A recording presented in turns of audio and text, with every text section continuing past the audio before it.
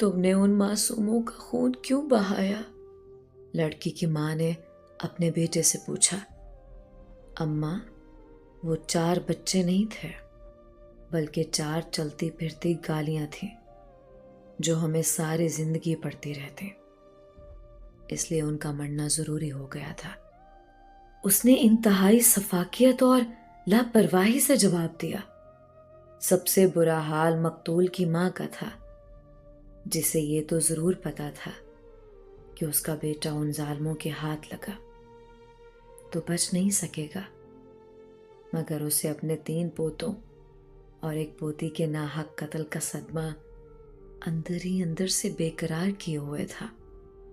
اسے اس بات کا بھی شدید دکھ اور غصہ تھا کہ اس کے جگر کے ٹکڑے کے چہرے پر ایسے نیچ شخص نے لاتیں ماری تھیں جو کبھی اس کے پیر